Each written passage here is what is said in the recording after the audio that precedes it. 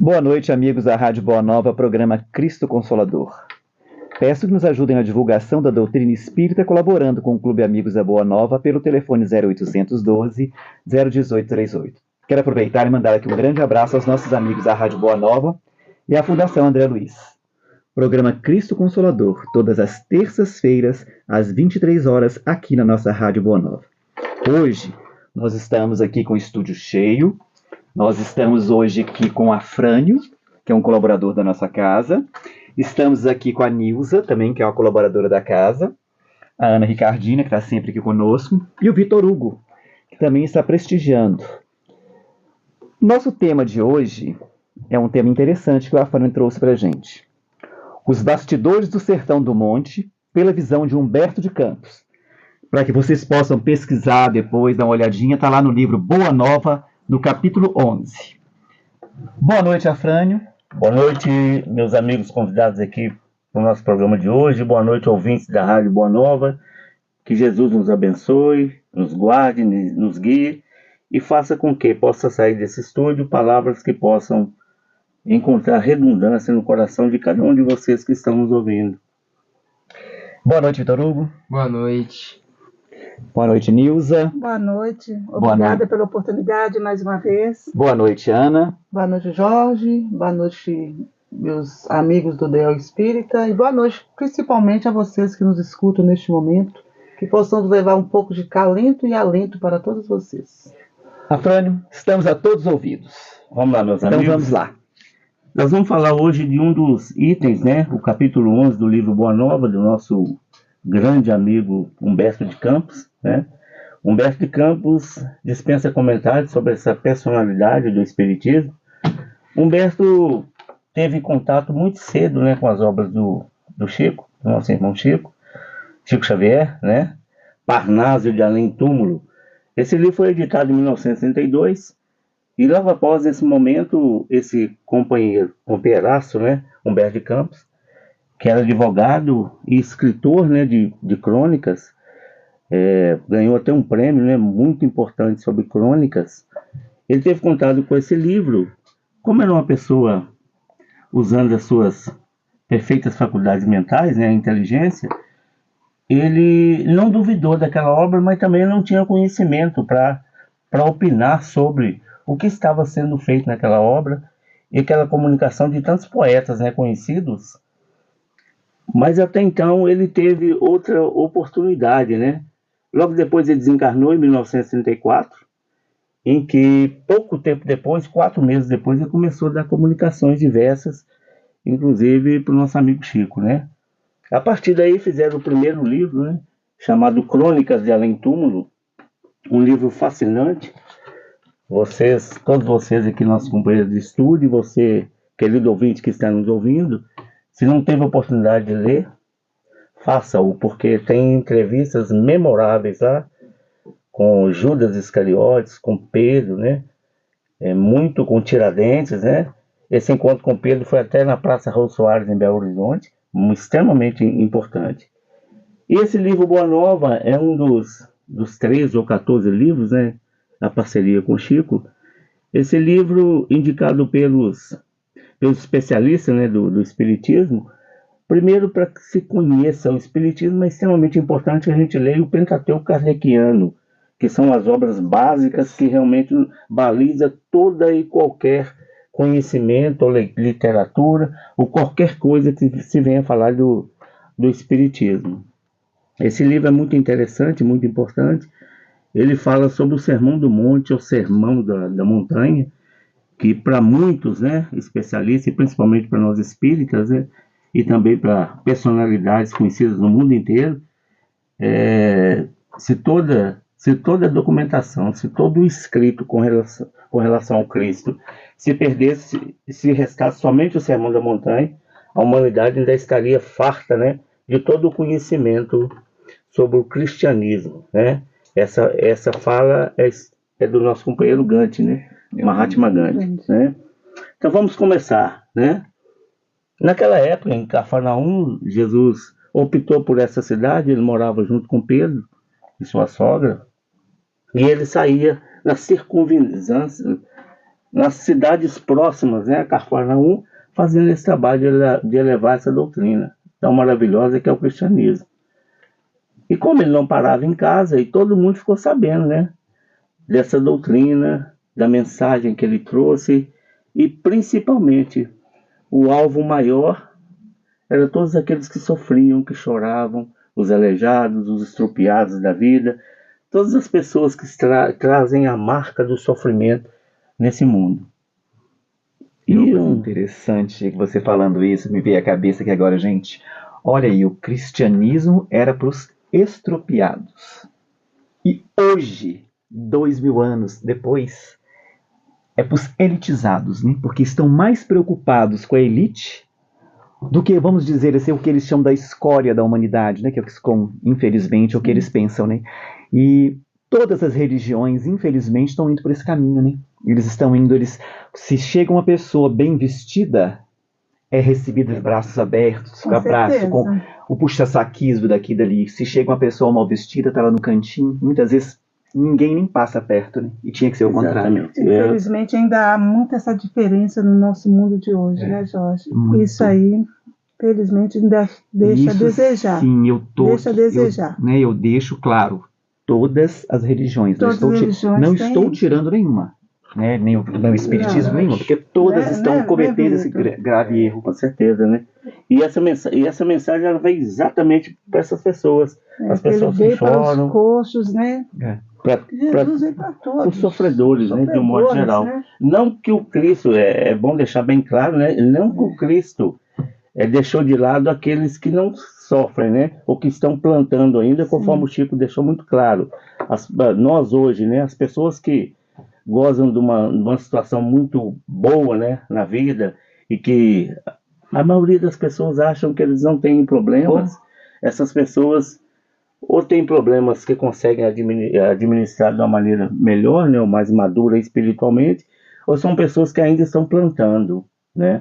Nós sabemos que o sofrimento nada mais é do que uma colheita daquilo que a gente plantou um determinado tempo atrás. E a vinda do Cristo, essa boa nova, ela veio para quem está colhendo, para as pessoas que sofrem.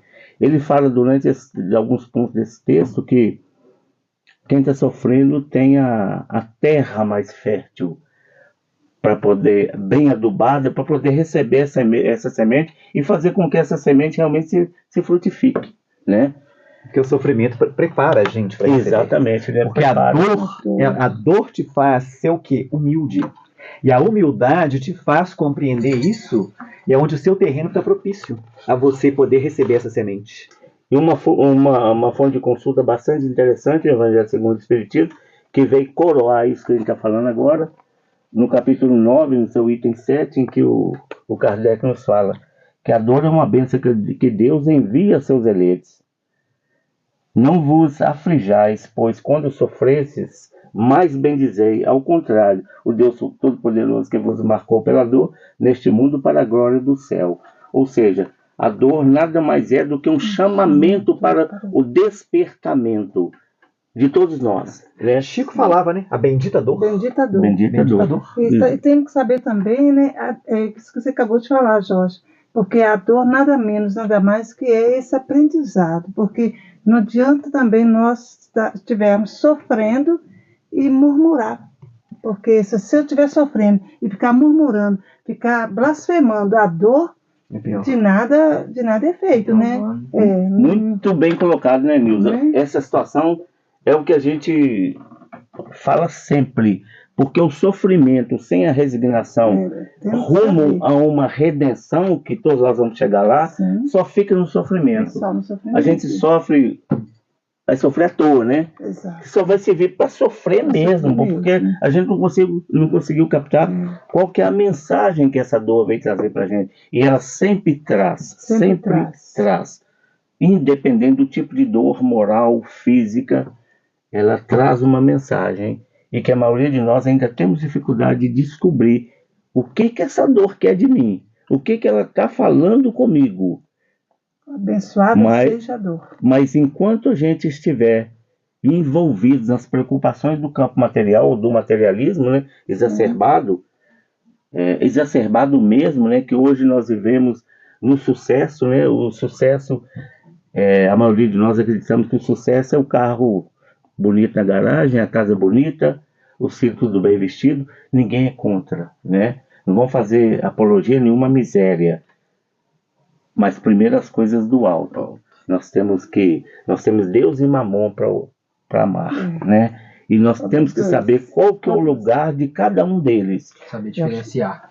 Nós temos que entender, né? É o que eu sempre falo. Somos espíritos vivendo na carne, não somos carne vivendo no espírito. Precisamos da carne? Precisamos para nossa evolução. Mas nós não podemos deixar que a carne ela Ferramenta. tome conta da gente, que ela sobressaia mais que o espírito. Não. Nós temos que ter esse domínio. Eu tenho que entender que tudo que tem aqui não é meu, é empréstimo. Enquanto eu merecer, eu tenho. O dia que eu não merecer mais, eu não tenho. Verdade. E se eu precisar de perder para aprender alguma coisa, eu vou perder. Sim. Nem nada é meu. Então nós temos que ter essa consciência. A riqueza é um bem, para aquele que sabe aquele bem que tem na mão e sabe multiplicar aquele bem em torno de todos. Não é dando, é criando oportunidades para que as pessoas se sintam valorizadas, que elas se sintam parte de uma sociedade. Não é dar esmola para ninguém.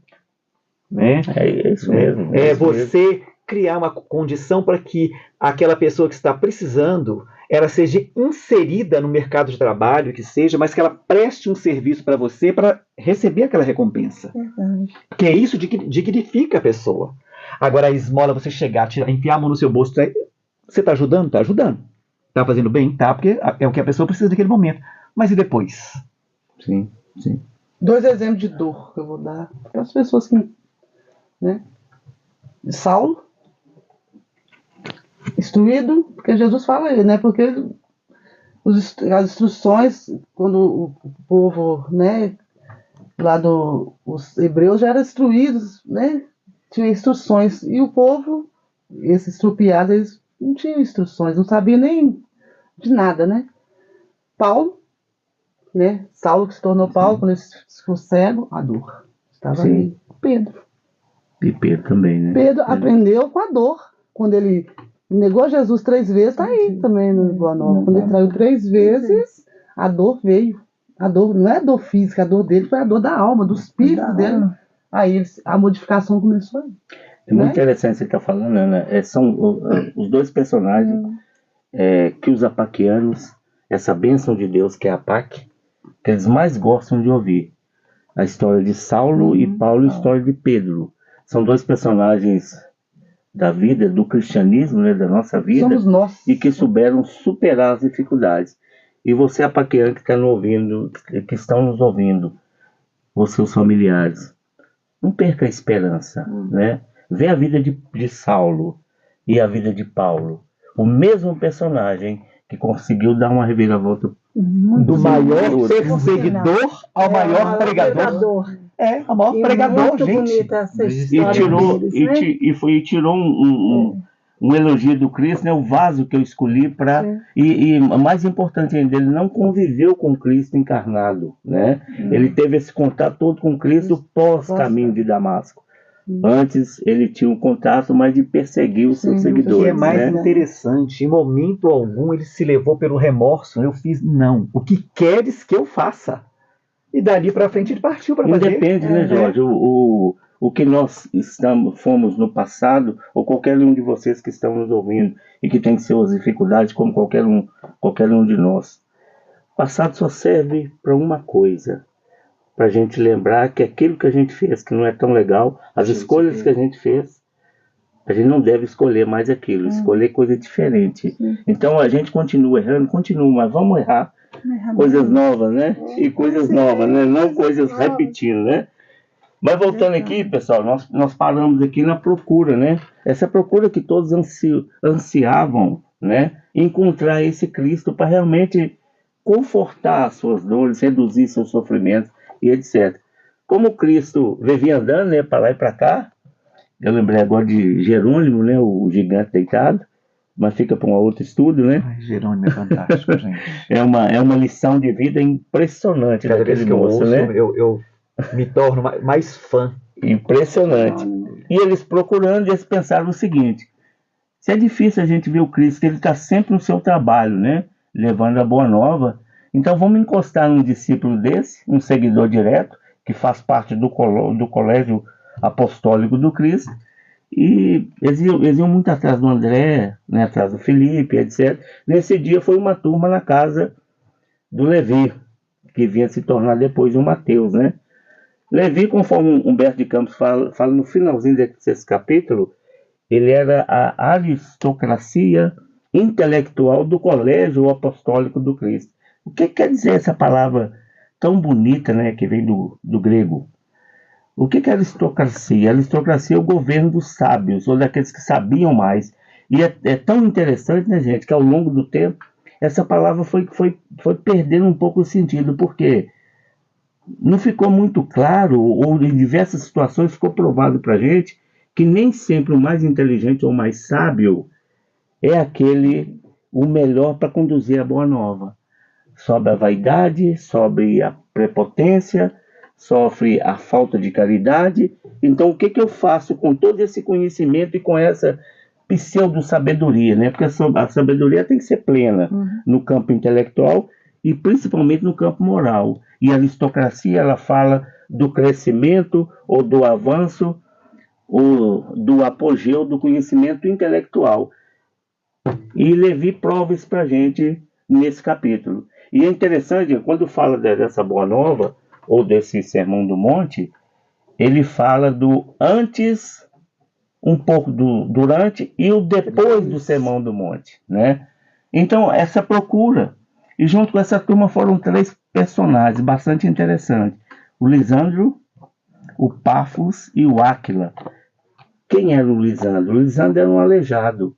O Áquila era uma pessoa que foi expulso de casa por terríveis acusações e etc. O livro não entra em detalhe, né? Mas ele foi uma pessoa que foi renegada pela família, né? Ou seja, foi jogado para a rua, sai de casa, ele foi abandonado pela família. E o outro, Pafos, uma pessoa que estava cheia de conflitos diversos, também não especifica muito bem. E esses 3 adentraram a casa essa referência da aristocracia do colégio do Cristo, né? O colégio apostólico. E nesse momento, vale a pena até ler, né? Eles chegaram falando sobre... Afinal, disse eles aos infortunados, esses 3, né? Que procuravam no reino do reino, né, dos céus, congregará todos os corações sinceros e de boa vontade, que desejam irmanar-se como filhos de irmãos, ou filhos de Deus, mas que podeis fazer na situação em que se encontravam. Ele fez uma fala muito interessante, sintetizando o que é a boa nova, para quem que ele veio. E no final ele fecha a frase, mas que podereis fazer na situação em que vocês 3 se encontram. Um é aleijado, o outro é cheio de conflito, o outro expulso da família. O que vocês podem contribuir para o reino dos céus? Aí o Pedro dá uma descascada neles, né? Mais ou menos assim, coloque no lugar de vocês. O Cristo não precisa de pessoas como vocês, né? Aí ele vai dissertando e falando que o Cristo precisa de pessoas fortes, né?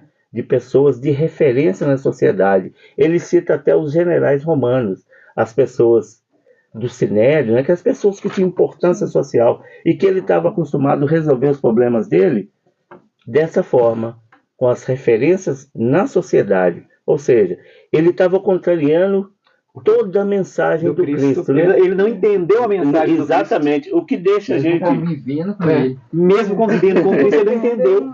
Ele não entendeu a mensagem do Cristo. O que a gente fica assim pensando, né? O Levi, ou o Mateus, ele fez uma mudança radical na vida dele, né? No começo, quando ele ouviu o chamamento do Cristo, ele teve vários problemas com a família e com a própria sociedade, inclusive com os romanos e com o Sinédrio também. Então ele passou por cima de várias situações para seguir o Cristo, mas naquele momento ele não conhecia ainda o que era o perfil do Cristo, o ideal e o objetivo. Nós vamos ver nesse primeiro livro de Humberto de Campos, quando ele encontra com Judas Iscariotes, o Judas coloca essa situação para ele, que ele não compreendeu até aquele momento a mensagem do Cristo. O que ele pensou fazer? eu tenho certeza absoluta que esse homem é o Filho de Deus. Esse homem é o Salvador. Ele veio aqui para cumprir uma missão muito grande. Então eu vou colocá-lo à prova, porque vai chegar um momento que eles vão querer matá-lo ou crucificá-lo. E nesse momento ele vai chamar sua legião de anjos e tirar, né, esse jugo dos israelitas, ou dos hebreus, ou dos judeus, de Roma. E o que não aconteceu, né? Ele acabou fazendo o que fez. E que naquele momento ele já aprendeu a lição. É a mesma coisa, a prova que o Levi teve agora, com esses 3 estrupiados. Então ele fala, e eles saem. Sabe quando você está assim, no final do poço, No fundo assim, do poço, né? e você vê uma luz no fim Você do vê a luz, uma quando você chega, a luz não tem esperança. saída. Na hora que você chega lá, não é a luz, Não é é uma a- vela que já apagou, alguma coisa assim. É o sentimento desses 3. E eles saíram assim, extremamente para baixo, né? Eles foram lá para conhecer a mensagem, conhecer detalhes, né? Uhum. E principalmente o que eles poderiam fazer para ajudar nessa caminhada. Isso né? me lembra muito, sabe? Quando você procura a igreja, quando você procura o centro espírita, e acontece isso com você.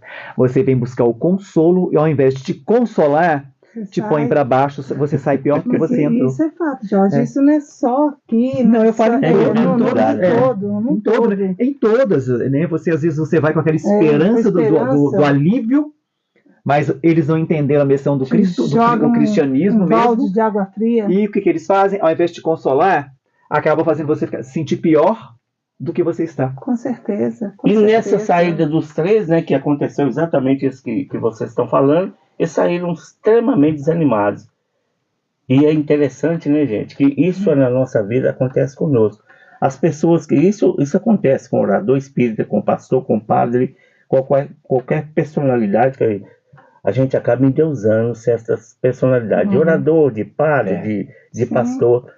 E uma mentira de uma pessoa dessa acaba sendo verdade. Eles têm uma facilidade, pelo nível que nós o colocamos, né? Colocamos essas pessoas, uma mentira dele passa a ser verdade. O que aconteceu com eles? Eles tinham uma argumentação forte. Não, mas o Cristo não veio trazer isso que você está falando. Mas o Levi era uma personalidade tão forte e uma pessoa tão benquista, né? Uma pessoa que era uma referência na comunidade. Foi um escolhido de Roma, que seria tipo um cobrador de impostos, seria um fiscal da Receita Federal, mais ou menos hoje, né?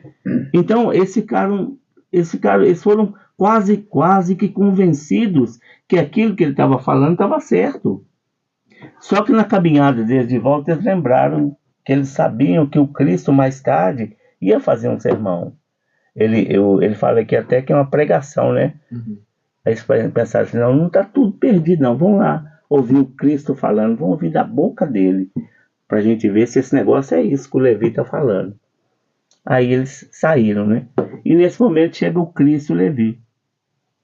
E é interessante, né, gente, como a gente assume uma verdade nossa, por isso que a verdade é extremamente relativa. A verdade absoluta, só as leis da natureza. Qualquer outra coisa que a gente falar, ela é relativa. Quantas vezes foi provado para a gente que o Cooper, né? Você fazia uma caminhada durante o dia, uma época eles falavam que não servia para nada, elas não se acumulavam ao longo do dia. Hoje nós temos referência que ela se acumula. Quantas vezes fala conosco que ovo faz mal para a saúde, hoje fala que faz bem, e assim sucessivamente, né? Sucessivamente. Então a verdade absoluta só as leis de Deus, o resto relativo. O Cristo chega e o Levi, cheio de moral, né, que eu fiz o melhor possível, no entendimento dele, ele vai contar isso para o Cristo. Senhor, chegaram 3 pessoas assim. Pensa em gente estrupiado. Ele não falou isso não, mas eu estou falando. Pensa nos 3 estrupiados, todos que não servia para nada. É esses 3 chegaram aqui, Cristo. Um aleijado, lisando, o outro com uma série de problemas, o outro expulso, nem a família dele quis. Como é que nós vamos querer? A família vai servir para nós. Não serve para nós. E ele viu o Cristo. Ele fala aqui que o Cristo deu um sorriso para ele, que a forma toda é carinhosa, e ele sentiu. Aí ele lembrou nesse momento que ele não estava falando a coisa muito certa. Primeiro que ele lembrou, os outros 10 apóstolos, tirando ele e o Judas Iscariote, os outros eram pescadores. Sabiam nada, né? Ignorantes não é do bruto, não, né? Pessoas humildes. Ignorantes sem conhecimento, extremamente humildes. Aí ele falou assim, mas do jeito que eu estou falando aqui, eu estou incluindo Eles. os nossos companheiros aqui de apostolado, né? Aí ele falou assim, ô mestre, mas os nossos amigos pescadores, né, o Pedro, fulano e tal, eles são fortes, eles podem nos ajudar, ou seja, é o povo para carregar piano, né? Esse povo para isso é sério, mas eles são fortes, são saudáveis e etc, né? E o Cristo ficou olhando para ele, aí o Cristo começa, Pedro, Levi, você acha que esses figurões aí da sociedade vai nos ajudar em quê? Você não acha que esse pessoal vai chegar aqui, a primeira coisa, eles vão começar a criticar o nosso trabalho. Aí ele fala com Cristo assim, mas Cristo, mas nós precisamos desse pessoal para ajudar a gente a governar o mundo e levar essa mensagem. Aí Jesus fala com ele, Pedro, o Levi, você esquece que quem governa o mundo é Deus. E o amor, ele não tem inquietações. Então, a ideia que o Humberto dá pra gente aqui nessa fala de Levi, que ele falou assim com Cristo, você está mole demais. Você pode correr um pouquinho, porque essa boa nova sua vai ficar milênios e milênios aqui, nós não vamos sair do lugar. Ele falou mais ou menos isso. E é engraçado, né, gente, que a ideia dele, se a gente pensar quando você não conhece a mensagem do Cristo e o objetivo e o alvo que o Cristo está procurando, você acha que ele está certo, porque o negócio anda mais rápido, né? Mas a ideia dele é a nossa ideia imediatista. Nós queremos tudo para ontem. Imediatista, né? Nós queremos tudo para ontem. Imediatista. E o Cristo sabe que tudo é no tempo de Deus, tudo no tempo certo, não adianta. E ele fala, Humberto fala, e naquele momento o Cristo fala tudo isso com ele. Nós vamos trazer esses generais, ele vai trazer todos os seus soldados, vai todos obrigados. E o reino de Deus não vem por obrigação, ele vem pela coração, ele vem pelo amor. Por amor e merecimento, né? E sabe o que vai acontecer, Levi? Eles vão começar a se degladiarem, um vai matar o outro, porque cada um, imagina 3 generais, cada um quer um templo de um jeito, pintado a ouro, o outro quer mármore, o Cristo falou mais ou menos coisa. E eles não vão se entender. Qual que é o entendimento dele? O que for mais forte vai matar o outro. E o Cristo, isso é falado no último parágrafo da conclusão do livro, aquele principal, né, o livro dos Espíritos, em que ele fala com a gente que o Espiritismo, ou o amor do Cristo, ele não compartilha com nenhum assassino, não compartilha com nada que contraria a lei de Deus. Como é que nós vamos fazer isso e aceitar esse pessoal? Né? E ele fala, porque esse livro foi escrito em meados de 1940, ele fala, o Cristo já pensava no que ia acontecer, né, no finalzinho da Idade Média, século XI até século XVIII, com o advento das cruzadas e o advento da Santa Inquisição. Tudo feito em nome de Deus. A tentativa de tomada do cristianismo, né, entre aspas, do cristianismo, a Palestina e Jerusalém tinha sido tomado pelos muçulmanos, e a questão da Inquisição. Você não confia em Deus, não? Você não acredita em Jesus, então você está morto. Então nós vamos queimar você numa fogueira. Então nós vamos, mesmo, né? E por aí afora. O que o Cristo falou com ele foi exatamente o que aconteceu. Durante esse período, quem dominava o mundo, basicamente era a religião. E a religião do jeito deles, né? Daquele povo e do jeito que eles achavam que tinha que ter certo. E não entendeu nada da missão do Cristo. Eles achavam que era a religião, né? Exato. E não entenderam nada dessa mensagem. E o Levi lá atrás, nessa conversa com Cristo, é isso que aconteceu vários séculos depois. O que continua acontecendo hoje. Não precisa ir muito longe. Né? O Hamas mais Israel. O que está acontecendo lá? Né? A Rússia e a Ucrânia. O que está acontecendo? Em nome de uma posição, né? Hoje até mais ampliada, saindo fora até da religião, as questões econômicas e também religiosas, você mata. E até pseudos inocentes, né? Crianças, velhos e etc. Depois dessa fala toda, né? chegou os outros discípulos e Jesus continuou conversando. E o Levi ficou completamente sem graça, né? Sem graça, porque ele compreendeu aquilo, mas ele estava tão certo daquilo que ele fez. Era o que Jesus ia bater palma para ele, né?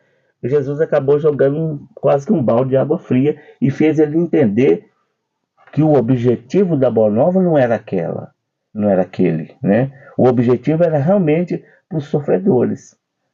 Porque não, repetindo, né, gente, não para aqueles que estavam se sentindo bem, também é para eles também, mas mais para aqueles que estavam sofrendo. Aí eles foram para o Sermão do Monte. Aí Jesus começou a falar. O Sermão do Monte são 3 coisas básicas, né? As bem-aventuranças, né? E nesse ponto aqui a gente tem que ter um pré-requisito extremamente importante, que o Cristo não falou da vida material.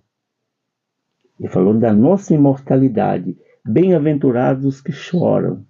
Ah, mas você está chorando, esperneando de sofrimento? Como é que você vai ser feliz desse jeito? Se você pensar numa vida só, não, a gente não consegue compreender. Bem-aventurados os aflitos. Bem-aventurados aqueles que buscam a justiça. E bem-aventurados, de um modo geral, os sofredores. E Lisandro, Áquila e Pafos, ouvindo essa mensagem toda, eles começaram a... Ah, mas esse homem está certo. Acho que o Levi que não estava muito certo daquilo que ele estava falando. Aí Jesus foi falando, e ele cita muito bem aqui, esse sermão começou mais ou menos à metade da tarde e foi terminar ao anoitecer, que ele cita que assim que terminou, viram estrelas no céu da Palestina, do Cafarnaum, naquela região. E terminou. Aí Levi saindo com Cristo, ele viu esses 3 abraçados, jubilosos, né? Tudo alegre, porque retomamos a nossa esperança, o conforto, nós temos jeito e nós vamos contribuir com esse homem para difundir a mensagem. Imagine vocês, a gente toma um balde de água fria de manhã, à tarde vem uma referência dessa do amor de Deus e consegue nos trazer de volta toda aquela esperança. Aí o Levi, todo sem graça, se aproxima dos 3 e comemoram com eles. E nesse momento ele os convida para um café ou para um banquete no outro dia cedo, onde ele reuniu todas aquelas pessoas que estavam ali. Como o Levi era muito rico, né? Ele era realmente o que tinha mais dinheiro daquela turma toda, né? Dos 12, ele é o que realmente tinha. E convidou o Cristo. O Cristo foi, partiu o pão, né? E na hora que ele viu ele abraçando o Lisandro, até chorando, o Cristo chegou e falou com ele que as bem-aventuranças não eram somente aquelas que ele tinha falado. As bem-aventuranças, Levi, meu coração se rejubila hoje contigo, porque são também bem-aventurados todos os que ouvem e compreendem a palavra de Deus. Nesse momento, o Cristo acabou colocando mais uma situação. Não é só por aqueles que sofrem e que choram, mas aqueles que conseguem compreender e exercitar e colocar em prática essa mensagem da Boa Nova. E é extremamente importante isso aqui, gente, que nos dias de hoje parece que o Levi somos nós. Dentro da nossa casa de oração, que pode ser numa igreja evangélica, numa igreja católica ou dentro de um centro espírita, nós somos todos santos. Mas foda. Oh, meu irmão, que Jesus te abençoa, que seja feliz.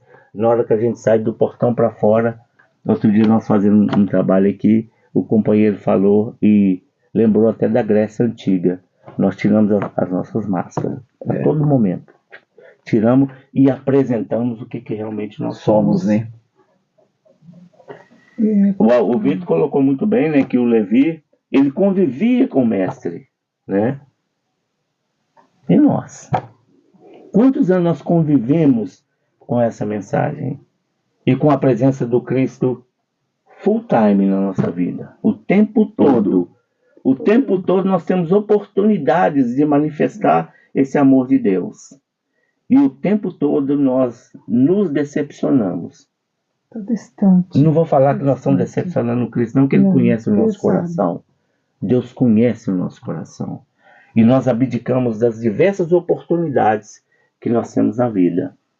Se a gente pensar bem, né, pessoal? Se a gente pensar bem, desde quando a gente acorda, o nosso companheiro aqui de doutrina, Dudu, sempre nos fala: Deus não quer muita coisa de nós, não, quer o feijão com arroz, que nós já temos condições de fazer o dever de casa.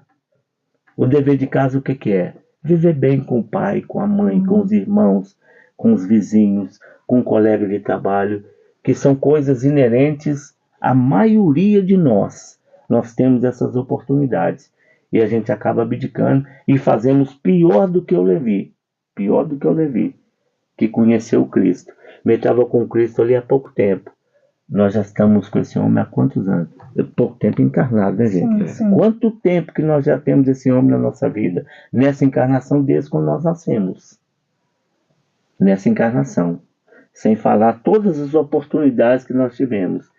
O Evangelho fala conosco em um determinado momento que nós estamos relembrando. Essa palavra nem existe no dicionário, né? Nós estamos realmente relembrando, ou seja, lembrando de novo os ensinamentos que nós já conquistamos em algum determinado momento. O conhecimento intelectual, né, gente? Porque o conhecimento prático, ou o exercício o tempo todo dessa mensagem, a gente ainda peca muito. Por isso que nós estamos num mundo extremamente conturbado, mesmo a maioria de nós, né, espíritas. Infelizmente não é um conhecimento que está para o mundo inteiro, né? Nós sabemos que aqui no Brasil, mesmo sendo escolhido pelo Cristo como a pátria do Evangelho, ele deu uma oportunidade para a gente ser transferido essa árvore do Evangelho de Jerusalém aqui para o Brasil, ou de Israel para o Brasil. Isso não é definitivo não, gente, e nem prego na parede. É uma oportunidade que nós estamos tendo para ser a pátria do Evangelho. O que nós estamos fazendo com isso, né? Interessante o que ele fala aqui também, que vocês me permitem falar. Vou deixar você falar, viu, João? Pode falar. Vocês me permitem falar. Quando ele falou aqui dos grandes, né? Trazer a sociedade. A política partidária, né? O mundo hoje está vivendo isso. Nós vimos agora a campanha nos Estados Unidos, uma das maiores potências do mundo, vimos alguns países da Europa e vimos aqui no Brasil. Nós estamos caminhando para eleições municipais, né? A gente acha que a política partidária vai resolver os nossos problemas? Lógico que não. Lógico que não. Se a gente for na Revista Espírita de 1963, de dezembro, na página 584, o Kardec nos fala sobre alguns períodos que a humanidade está passando. E nós estamos no 6º período, esse período em que realmente essa regeneração do planeta, ela vai acontecer. Ela vai acontecer como? Nesse momento de transição em que os espíritos não adentrarem essa vibe do momento, que é o amor e a caridade, entrar no mundo em que o que vai operar é o amor, né? As pessoas que ainda tiverem o ódio no coração, eles vão ser convidados, né? Compulsoriamente, convite compulsório, né? É até meio esquecido, né? Mas vão ser convidados, né? Muitos de nós não vamos conseguir conquistar esse mundo melhor, que é o mundo de regeneração, porque nós já tivemos muitas oportunidades e a fila anda, né? E a fila dos mundos em evolução anda. Nós estamos ainda no 2º degrau, em 5 degraus, né, que nós temos que chegar, que é o 5º. Nessa comunicação do Kardec, nessa revista, ele fala até no ano 2000. Se nós somos no Pinga Fogo, em 1971, aquele programa do Chico, muito famoso, né? Vocês que estão me ouvindo aí, gente, é só procurar na internet, procurar programa Pinga Fogo. O Chico coloca pra gente uma data em torno de 1957, que seria quase que a consolidação desse período de transição. Mas nós sabemos que nós estamos atrasados. Nós estamos atrasados. Porque o Cristo e Deus não quer um mundo de regeneração de guerras. Nem um mundo de regeneração de espíritos obrigados a estarem nesse mundo. Mas espíritos que realmente, com o coração vamos andetrar. Fizerem por merecer estar nesse Exato. mundo, né? E uma coisa que eu queria falar é que o Sermão do Monte nada mais é, gente. Qual a mensagem que eu quis trazer pra gente? É que se a gente souber o porquê que nós sofremos, nós vamos entender melhor essa dor. Se a gente entender que nós somos filhos de um Deus que não castiga, que não pune, mas um Deus que nos dá meios para que a gente possa reparar os nossos erros. É isso que ele quis dizer para a gente. E o que ele quis dizer também, olha, sofrer, não é resignar só não. É você sofrer, ver a causa do seu sofrimento, se colocar de pé e reparar. Porque se você sofrer, entender por que você sofre, mas ficar ali só sofrendo, você não vai sair de lugar nenhum. Porque você, enquanto você está ali remoendo o sofrimento, as coisas estão girando em sua volta, a solução está ali à sua volta, você não vê. Porque você está focado ali no sofrimento. Então o que ele quis dizer é isso, olha, você vai sofrer, bendito sofrimento, a partir do momento em que você entendeu por que você sofre, e você compreendeu ali, procura não fazer, né, para poder sofrer mais, e deixa aquele sofrimento para trás e vai para frente. Porque se hoje, meus amigos, nós colhemos, né, espinhos no nosso jardim, é porque nós descuidamos dele em algum momento. Com certeza. Nós descuidamos dele em algum momento. Então, se nós sabemos disso, não vamos descuidar dele novamente. Vamos cuidar bem. Porque o amor cobre uma multidão de pecados, e é isso que você está falando. A regeneração está chegando. Mas só vai entrar no mundo de regeneração aquele que fizer por merecer estar. Não vai ser obrigado aí, não. Você tem que merecer estar lá. E como é que você faz esse merecimento? É você pegar o evangelho e começar a praticar. É você começar a praticar o evangelho. A gente tem que fazer o que damos conta também, que muitas vezes... Por isso que está esse mundo de estado de espíritos deprimidos. Se você pegar, tem espíritos deprimidos, espíritos que suicidaram. Vamos falar de espíritas, porque somos aqui espíritas, né? Mas também tem outras religiões, então a gente vê muito isso. Com certeza. Porque essa situação que a gente quer mudança, que a gente acha que é assim. Jesus não falou isso. Se você pegar Jesus, a história, ele falando o que ele fazia, ele não falava assim, olha, você pecou, viu, Afrano? Tchau pra você. Não, ele não falava isso. Ele pegou 2 ladrões com 10 anos e foi pra dentro de casa. A gente vê por aí o que ele queria mostrar. Que a gente tem essa maneira de apontar o dedo para as pessoas. É como Matias. Como chama? Matias, não, que menino. Levi, Mateus. Como Levi fez. É isso que Cristo riu. Porque Levi fez isso, olha. Apontou o dedo para todos os 3. E nós fazemos isso todos os dias. Lembrando que quando a gente aponta um dedo, né, desculpa, Ana, tem aqui, aqui, tem 3 apontando para nós mesmos. Vamos dizer assim, vamos falar uma coisa que a gente faz muito, nós fazemos muito. Dentro de uma penitenciária, vamos fazer um trabalho com os presos, né? Aí foi convertido 20. O que nós fazemos? Por favor, mentira. A primeira coisa que nós falamos é mentira. Ou não? Aí ele está com a Bíblia debaixo do braço e fala mentira. Isso aí está inventando. Gente, Jesus fez isso também.